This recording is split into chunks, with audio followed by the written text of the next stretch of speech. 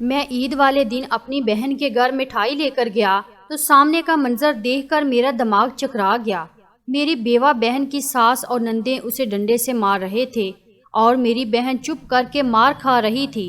اس کے کپڑے جگہ جگہ سے پھٹے تھے اور وہ رو رہی تھی۔ میری بہن کی ساس نے دھکا دے کر میری بہن کو گھر سے باہر نکال دیا اور مجھے کہا کہ لے جاؤ اپنی بد کردار بہن کو یہاں سے، اس کا ہمارے ساتھ کوئی رشتہ نہیں ہے، پورے خاندان میں اس نے ہماری ناک کٹوا دی ہے۔ بہن کے آنسو دیکھ کر میں نے اسے سینے سے لگایا اور چپ کر کے اسے اپنے گھر لے آیا تھا۔ ایک دن میری بیوی اپنی ماں کے گھر گئی ہوئی تھی۔ میں کمرے میں اور میری بیوہ بہن باہر صحن میں سو رہی تھی کہ اچانک سے بارش شروع ہو گئی۔ میں نے اٹھ کر اپنی بہن کی چارپائی اپنے کمرے میں رکھ دی۔ میری بہن میرے کمرے میں سو گئی، مگر کچھ دیر بعد مجھے ایسا لگا کہ کوئی مرد اس کی چارپائی پر ہے۔ میں نے اٹھ کر جیسے ہی کمرے کی لائٹ آن کی، سامنے بہن کو دیکھ کر میرا دل پھٹ گیا، کیونکہ اس کی چارپائی پر میرا نام علی ہے۔ میرے ماں باپ فوت ہو گئے ہیں۔ میری ایک بہن تھی جس کی میں نے شادی کر کے اسے اپنے گھر سے رخصت کر دیا تھا۔ میں نے خود بھی شادی کر لی تھی، میرے خود کے 3 بچے بھی تھے، مگر میرے گھر میں صرف اور صرف میری بیوی کی چلتی تھی۔ میں ہمیشہ سے ہی ایک کمزور مرد رہا ہوں۔ میری بیوی کے آگے کبھی میری ایک نہ چلی۔ کبھی کبھی تو اپنی بیوی کی وجہ سے میرا دم گھٹنے لگتا۔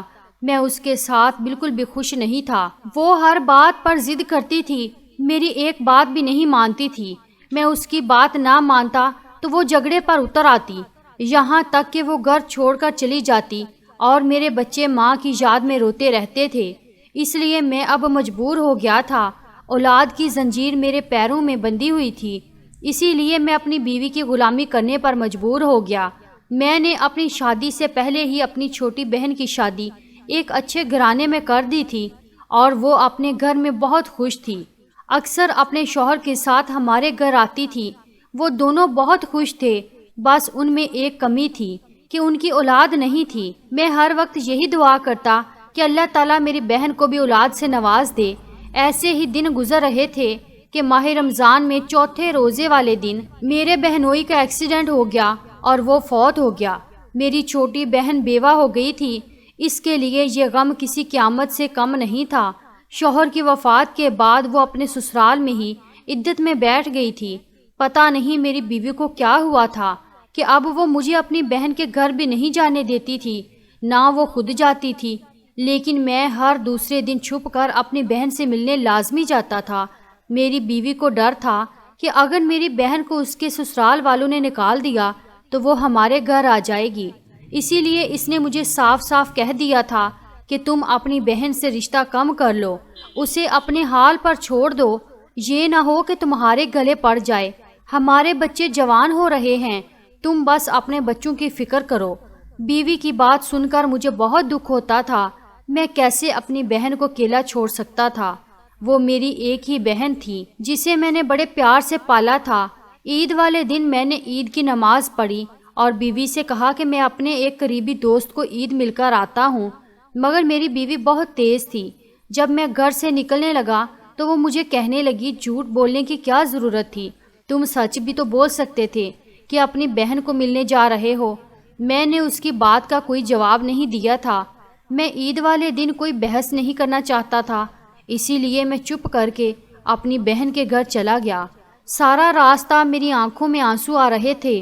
میں راستے میں لوگوں کو دیکھ رہا تھا جنہوں نے نئے کپڑے پہنے ہوئے تھے اور میری بہن نے آج کے دن نیا سوٹ بھی نہیں پہنا ہوگا۔ میں نے مٹھائی کی بجائے تھوڑا سا فروٹ خرید لیا تھا۔ بہن کے گھر خالی ہاتھ جانا بھی مناسب نہیں تھا۔ پہلے بھی اس کی ساس بہت سخت تھی، بات بات پر اسے غریبی کے تانے دیتی تھی، اور اب تو اس کا شوہر بھی فوت ہو گیا تھا جو اس کی سائیڈ لے کر اپنی ماں کو چپ کروا دیتا تھا۔ خیر میں اپنی بہن کے گھر پہنچ چکا تھا، مگر وہاں گیا تو ایک تماشا کھڑا تھا۔ میری بہن کا سارا سسرال جمع تھا اور وہ لوگ میری بہن کو مار پیٹ رہے تھے۔ یہ دیکھ کر میری آنکھیں کھلی کی کھلی رہ گئی تھی۔ اور پھر میری بہن کی ساس نے مجھ پر ایک ایسا انکشاف کیا کہ میرا دماغ چکرا گیا۔ وہ کہنے لگی کہ رات کو تیری بہن کا عاشق چپکے سے اس سے ملاقات کرنے آیا تھا، میں نے خود تیری بہن کو رنگے ہاتھوں پکڑا ہے۔ ابھی میرے بیٹے کو گزرے 1 مہینہ بھی نہیں ہوا ہے اور اس نے رنگ رلیاں منانی شروع کر دی ہیں۔ مجھے تو پورا یقین ہے کہ میرے بیٹے کی موت کی وجہ بھی یہی ہے، اس لیے میں اب اسے مزید برداشت نہیں کروں گی۔ میں نے تو یہ سوچ کر اسے اپنے گھر میں جگہ دی تھی کہ میرے بیٹے کی بیوہ ہے، لیکن اس نے تو ہماری ہی عزت پر داغ لگا دیا ہے۔ ہمارے گھر میں جوان بچیاں موجود ہیں، اب تم اپنی بہن کو اپنے ساتھ لے جاؤ۔ اپنی بہن کی ساس کی باتوں پر میں نے حیرت سے اپنی جوان بہن کو دیکھا تھا، جس کی نندوں نے اسے اس قدر مارا تھا کہ اس کا چہرہ سرخ ہو رہا تھا، لباس جگہ جگہ سے پھٹ چکا تھا۔ میں نے اپنی بہن کی ساس کو سمجھانے کی کوشش کی کہ آپ کو کوئی غلط فہمی ہوگی، لیکن وہ تو ہمارے خاندان پر ہی کیچڑ اچھال رہی تھی۔ ان کا کہنا تھا کہ انہوں نے میری بہن فضا کو کسی غیر مرد کے ساتھ خود پکڑا ہے۔ میں نے بہن کی طرف دیکھا تو اس نے خاموشی اختیار کر رکھی تھی اور اپنی ساس کے الزام کو جھٹلایا تک نہیں تھا۔ میں نے فضا سے پوچھا کہ کیا تمہاری ساس سچ کہہ رہی ہیں، لیکن وہ پھر بھی خاموش تھی اور اس کی خاموشی اسے گنہگار ثابت کر رہی تھی۔ اس کے سسرال والوں نے اس کا سامان میرے آگے پھینک دیا اور کہنے لگے کہ اس بدذات کو اپنے ہی ساتھ لے جاؤ۔ میں مرتا کیا نہ کرتا، میں ہاتھ پکڑ کر بہن کو گھر لے آیا۔ میری بیوی جو گھر پر بیٹھی تھی، جب اس نے میرے ساتھ میری بیوہ بہن کو دیکھا تو خوب ہنگامہ کیا اور کہنے لگی کہ پہلے یہ اپنے شوہر کو کھا گئی ہے اور اب آپ اسے اپنے گھر لے آئے ہیں۔ اس کے سسرال والے تو اسے رکھنا ہی نہیں چاہتے تھے، کیونکہ انہیں اپنے بیٹے کی جائیداد والا حصہ اسے دینا پڑتا۔ آپ کو اسے وہیں چھوڑ دینا چاہیے تھا۔ اب میں اپنی بیوی کو کیا بتاتا کہ اس کی ساس نے اس پر کیا الزام لگایا تھا۔ میں نے اپنی بیوی سے کہہ دیا کہ کچھ عرصہ یہ یہیں رہے گی اور پھر میں اس کی دوسری شادی کا بندوبست کر دوں گا۔ یہ بات میری بیوی کو برداشت نہ ہوئی تھی، لیکن مجبوراً وہ چپ کر گئی تھی۔ ہمارے گھر میں 2 ہی کمرے تھے اور ایک آنگن تھا۔ بہن کی شادی کے بعد اس کا کمرہ ہم نے اپنے بچوں کے حوالے کر دیا تھا، اس لیے جب فضا آئی تو اس کے لیے کوئی کمرہ نہیں تھا۔ میں نے اپنی بیوی سے کہہ دیا کہ اسے بچوں کے ساتھ ہی ایڈجسٹ کر دو، لیکن میرے بچوں نے صاف انکار کر دیا۔ کہنے لگے بابا آپ پھپھو کو اپنے کمرے میں رکھ لیں۔ اب میں اپنی بیوہ بہن کو اپنے کمرے میں کیسے رکھتا؟ اس لیے میری بیوی کہنے لگی کہ فضا کے لیے میں آنگن میں چارپائی ڈال دوں گی، وہ آرام سے سو جائے گی، آپ فکر نہ کریں۔ یہ بات مجھے اچھی تو نہیں لگی تھی، لیکن میرے گھر میں میری بیوی کی ہی چلتی تھی، اسی لیے میں نے کچھ نہ کہا اور فضا بھی خاموش رہ گئی۔ میں اب تک سمجھ نہیں پایا تھا کہ جو الزام فضا کی ساس نے اس پر لگائے تھے، فضا نے ان کی تردید کیوں نہیں کی تھی؟ کیوں یہ نہیں بتایا کہ اس کا کوئی عاشق نہیں ہے؟ کیا فضا کی ساس سچ کہہ رہی تھی؟ ان سوالوں نے مجھے بہت پریشان کر دیا تھا، مگر میں نے اپنی اس پریشانی کو اپنے چہرے پر نہیں آنے دیا تھا، کیونکہ اگر میری بیوی کو اس بارے میں پتہ چل جاتا تو وہ تو فضا کو آنگن میں بھی جگہ دینے کو تیار نہ ہوتی، بلکہ اسے گھر سے نکال دیتی۔ فضا کو آئے 1 دن ہی گزرا تھا کہ میری بیوی نے سارے گھر کی ذمہ داری اس پر ڈال دی۔ باورچی خانے سے لے کر صفائی کا کام اس کے حوالے کر کے میری بیوی بے فکر ہو گئی اور فضا بھی خاموشی سے سارے گھر کے کام کاج کرنے لگی، کیونکہ اسے بھی میری بیوی کی فطرت کا اچھی طرح علم تھا۔ یہ سب باتیں مجھے اچھی تو نہیں لگتی تھی، لیکن میں پھر بھی ایک لفظ کہنے کی ہمت نہیں رکھتا تھا، اس لیے اپنی بہن کو ملازمہ بنے دیکھنے لگا۔ ایک دن میں کام سے لوٹا تو میری بیوی نے بہت عجیب سی بات کی۔ کہنے لگی مجھے فضا کے انداز کچھ ٹھیک نہیں لگتے، مجھے تو ایسا لگتا ہے جیسے شوہر کے مرنے کے بعد وہ آوارہ ہو گئی ہے۔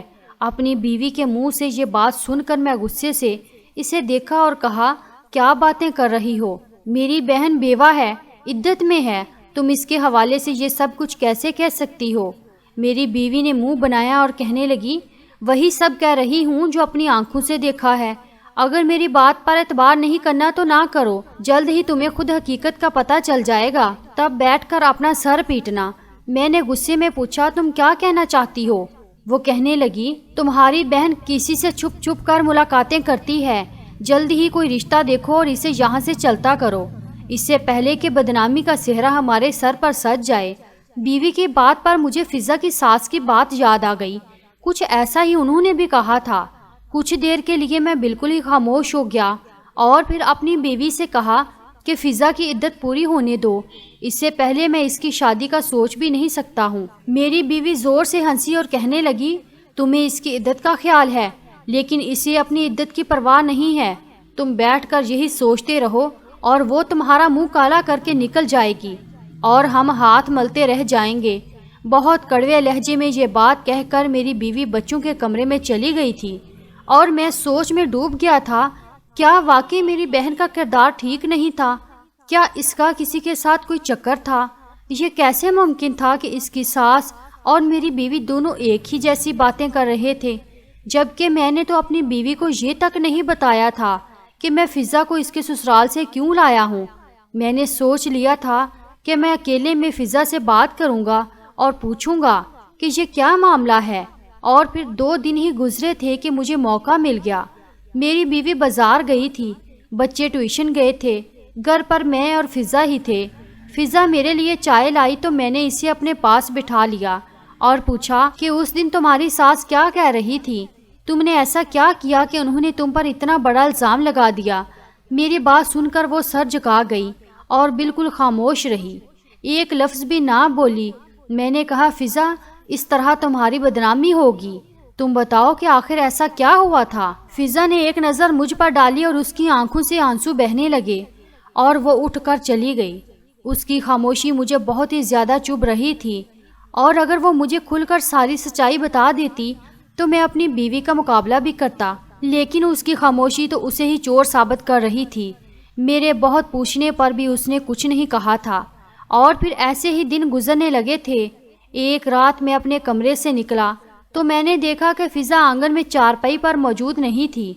میں نے یہاں وہاں دیکھا لیکن مجھے کہیں نظر نہیں آئی، اور پھر تھوڑی دیر بعد وہ چھت کی سیڑھی اتر کر نیچے آ رہی تھی۔ میں نے حیرت سے اسے پوچھا، تم اتنی رات کو چھت پر کیا کرنے گئی تھی؟ مجھے دیکھ کر پہلے تو وہ گھبرا گئی اور پھر کہنے لگی کہ بس ایسے ہی دم گھٹ رہا تھا تو چھت پر چلی گئی تھی۔ اس کی یہ بات مجھے ہضم نہیں ہوئی تھی، وہ تو ویسے ہی کھلے آنگن میں سوتی تھی، اسے چھت پر جانے کی کیا ضرورت پیش آ گئی تھی؟ مجھے لگ رہا تھا کہ میری بیوی اور فوزیہ کی ساس نے ٹھیک ہی کہا تھا، اس کا مسئلہ کچھ اور ہی تھا، لیکن جب تک میرے پاس کوئی ثبوت نہ ہوتا میں اپنی بہن سے ایسی کوئی بات نہیں کرنا چاہتا تھا۔ کچھ دن اور گزرے اور پھر ایک روز میری ساس کی طبیعت بہت زیادہ خراب ہو گئی۔ میری بیوی کہنے لگی کہ میں اپنی ماں کے گھر رہنے جا رہی ہوں، لیکن بچوں کے امتحان ہیں اس لیے بچے یہاں رہیں گے، فضا بچے سنبھال لے گی۔ میں نے کہہ دیا کہ ٹھیک ہے، چلی جاؤ، اور پھر وہ چلی گئی۔ موسم کچھ برسات کا بن رہا تھا، اس لیے اس کے جانے کے بعد میں نے فضا سے کہا کہ ایسا نہ ہو آدھی رات کو بارش شروع ہو جائے، پہلے ہی میں تمہارا بستر اپنے کمرے میں لگا دیتا ہوں، تم سکون سے میرے کمرے میں سو جانا۔ فضا باورچی خانہ سمیٹ کر نکلی تھی، میری بات پر راضی ہو گئی، اور پھر میں نے فضا کی چارپائی اپنے کمرے میں ہی ڈال دی۔ آدھی رات کو مجھے ایسا محسوس ہوا جیسے فضا جاگ رہی ہو اور اس کی چارپائی ہل رہی ہو۔ کمرے میں مکمل اندھیرا تھا، اس لیے میں یہ سوچ کر خاموشی سے لیٹا رہا کہ شاید اسے بھی میری طرح نیند نہیں آ رہی ہوگی۔ کچھ دیر تک اس کی چارپائی پر ہلچل ہوتی رہی اور پھر سناٹا چھا گیا تو مجھے بھی نیند آ گئی۔ اگلی صبح سب کچھ معمول کے مطابق تھا، البتہ فضا کی آنکھیں کچھ سرخ ہو رہی تھیں، شاید جاگنے کی وجہ سے ایسا ہوا تھا، اس لیے میں نے اس سے کچھ نہ پوچھا۔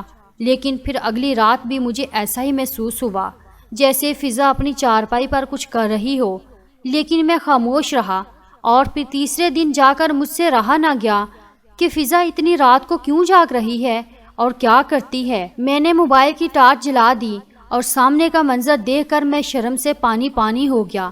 رات کے اندھیرے میں میری بہن اپنی چارپائی پر بیٹھی ایک سوکھی روٹی توڑ توڑ کر کھا رہی تھی۔ میں اپنی بہن کو اتنی کڑک اور باسی روٹی کھاتے ہوئے دیکھ رہا تھا، اور پھر میں اٹھ کر اس کے سراہنے پہنچا تو وہ گھبرا کر اپنے دوپٹے میں روٹی چھپا گئی۔ میں نے ہاتھ سے اس کا دوپٹہ ہٹایا تو اس میں ایک بہت ہی باسی روٹی تھی۔ وہ مجھ سے نظریں چرا رہی تھی جیسے اس کی چوری پکڑی گئی ہو، اس نے کوئی بہت بڑا گناہ کر دیا ہو۔ میں نے حیرت سے پوچھا، فضا یہ کیا ہے؟ اگر تمہیں بھوک لگی تھی تو ڈنگ سے کھانا کھا لیتی، یہ کیا کر رہی ہو؟ میری بات پر وہ رو پڑی اور روتے ہوئے کہنے لگی، مجھ پر بابی نے تازہ کھانے کے لیے پابندی لگا رکھی ہے، میں بچا ہوا کھانا ہی کھاتی ہوں، مجھے راتوں کو بھوک لگتی ہے اس لیے باسی روٹی تکیے کے نیچے چھپا لیتی ہوں اور پھر چپکے چپکے آدھی رات کو کھاتی ہوں۔ اس کی بات سن کر میرا دماغ گھوم گیا تھا اور اس سے کہا کہ تم نے مجھے کیوں نہیں بتایا کہ تمہاری بابی تمہیں ڈھنگ سے کھانا نہیں کھانے دیتی؟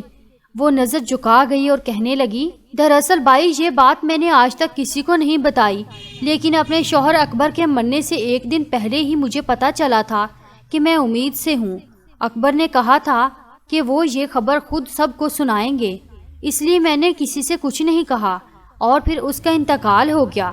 مجھے اتنا صدمہ پہنچا کہ مجھے یہ بھی یاد نہ رہا کہ میں امید سے ہوں۔ مجھ پہ تو قیامت گزری تھی۔ اور پھر جب کچھ دن بعد میں سنبھلی تو میرے سسرال والوں کا رویہ میرے ساتھ اتنا برا تھا کہ میں چاہ کر بھی انہیں نہیں بتا سکی کہ میں امید سے ہوں۔ البتہ میری طبیعت کچھ خراب رہنے لگی، ہر وقت مجھے دم گھٹنے کا احساس ہوتا تھا۔ ایسے ہی ایک دن میں اپنے سسرال کی چھت پر گئی۔ مجھے نہیں معلوم تھا کہ میری نند نے اپنے کسی عاشق کو ملنے کے لیے بلایا ہے۔ اتفاق سے میری ساس نے مجھے چھت پر جاتے دیکھ لیا تھا۔ وہ میرے پیچھے چلی آئی۔ میری نند تو اندھیرے میں کہیں چھپ گئی، لیکن اس کے عاشق کے ساتھ اس نے مجھے دیکھ لیا اور مجھ پر بدکرداری کا الزام لگا دیا۔ میری وہی نند سب سے آگے بڑھ چڑھ کر مجھے مارنے پیٹنے لگی اور اس نے اپنا گناہ میرے سر پر ڈال دیا۔ میں کسی کو کچھ نہیں کہہ پائی اور مجھے گھر سے بھی نکال دیا گیا۔ جب میں یہاں آئی تو میں چاہتی تھی کہ آپ کو اور بابی کو اس بارے میں بتاؤں، لیکن بابی تو میرا ہی بوجھ اٹھانے کو راضی نہیں تھی۔ اگر انہیں پتا چلتا کہ میں امید سے ہوں تو نہ جانے وہ کیا کرتی۔ میرے دل میں یہ خوف بیٹھ گیا تھا کہ وہ مجھے میرے بچے کو ختم کرنے کا کہیں گی اور اس کے بعد میری دوسری شادی کر دیں گی۔ اس لیے میں نے یہ حقیقت چھپا لی، کیونکہ میں اپنا بچہ نہیں کھونا چاہتی تھی۔ مجھے اکبر سے محبت تھی اور یہ بچہ اس کی نشانی ہے۔ اب مجھے بے وقت بھوک لگنے لگی تھی۔ کبھی میرا دم گھٹتا تھا تو میں چھت پر چلی جاتی، تو کبھی چھپ چھپ کر کھانا کھانے کی کوشش کرتی۔ آپ کو تو پتہ ہے پڑوس میں میری دوست رانی رہتی ہے۔ میں نے اسے اپنے حاملہ ہونے کا بتا دیا تھا، اس لیے جب مجھے بابی کھانے کو نہ دیتی تو وہ مجھے کچھ نہ کچھ کھانے کو لا دیتی۔ بابی کو لگتا ہے میں چھپ چھپ کر کسی سے ملتی ہوں۔ وہ کوئی اور نہیں رانی ہے جو میرے لیے کھانے کا انتظام کر دیتی ہے۔ میں آپ کو یہ بات اس لیے نہیں کہہ سکی کیونکہ اگر میں یہ سچائی آپ کو بتاتی تو آپ کا گھر خراب ہو جاتا۔ میری وجہ سے آپ بابی سے جھگڑا کرتے اور بابی کی تو عادت ہی ایسی ہے، وہ فوراً گھر چھوڑ کر چلی جاتی ہے۔ میں نہیں چاہتی کہ میرے بعد آپ کا گھر بھی ٹوٹ جائے، اسی لیے میں خاموش رہی۔ اور اب یہ بچوں کی بچائی ہوئی روٹی میں نے تکیے کے نیچے چھپا لی تھی تاکہ رات کو کھا سکوں۔ مجھے اندازہ نہیں تھا کہ آپ کو پتہ چل جائے گا۔ یہ کہہ کر فضا زور زور سے رونے لگی تھی اور میں نے آگے بڑھ کر اپنی بہن کو سینے سے لگا لیا تھا۔ میں اپنے آپ پر قابو کھو بیٹھا تھا اور خود بھی پھوٹ پھوٹ کر رونے لگا۔ مجھے معلوم ہی نہیں تھا کہ میرے ہی گھر میں میری بہن پر کیا ظلم ہو رہا ہے۔ اس نے تو اتنی بڑی سچائی مجھ سے چھپا رکھی تھی جو شاید اسے پہلے مجھے بتا دینی چاہیے تھی، مگر وہ مجھ پہ اعتبار کیسے کرتی؟ کب میں نے خود کو اچھا بائی ثابت کیا تھا؟ کب میں نے اسے دنیا والوں سے بچایا تھا؟ اس کے بیوہ ہونے پر بھی میں اسے سسرال والوں کے رحم و کرم پر چھوڑ آیا تھا، اور جب اسے گھر لایا تو بھی بہت مجبوری میں لایا تھا۔ میں تو اسے اپنے گھر میں تحفظ بھی نہیں دے سکا تھا۔ کبھی اس سے نہیں پوچھا تھا کہ وہ کیا کھاتی ہے، کیسے گزارا کرتی ہے، اسے کسی چیز کی ضرورت تو نہیں۔ اپنے گھر لانے کے بعد میں نے اس کی طرف سے آنکھیں بند کر لی تھی، یہ جانتے ہوئے بھی کہ میری بیوی کا رویہ اس کے ساتھ کیسا ہے۔ میں نے کبھی اسے دو بول محبت کے نہیں بولے تھے۔ مجھے اپنی ہر غلطی، ہر کوتاہی کا احساس ہو گیا تھا۔ میں نے اس سے وعدہ کیا تھا کہ میں اس کا بہت خیال رکھوں گا، میں خود اس کے بچے کی ذمہ داری اٹھاؤں گا۔ ساری رات میں اس کے ساتھ بیٹھ کر اسے دلاسا دیتا رہا۔ میں نے خود اپنے ہاتھوں سے اپنی بہن کو کھانا بنا کر کھلایا تھا۔ میں نے فیصلہ کر لیا تھا کہ جب میری بیوی آئے گی تو میں اس سے دو ٹوک بات کروں گا۔ اگر وہ میرے ساتھ رہنا چاہتی ہے تو اسے میری بہن کو بھی عزت اور محبت دینا ہوگی، ورنہ وہ اپنے گھر واپس لوٹ سکتی ہے۔ اور ایک ہفتے بعد جب میری بیوی لوٹ کر گھر آئی تو میں نے اس کو سامنے بٹھایا اور خود اسے بتایا کہ فضا امید سے ہے۔ یہ سن کر وہ غصے میں آ گئی، کہنے لگی اگر ایسا ہے تو اسے بچہ ضائع کروانا چاہیے، اس کے بچے کی ذمہ داری کون اٹھائے گا؟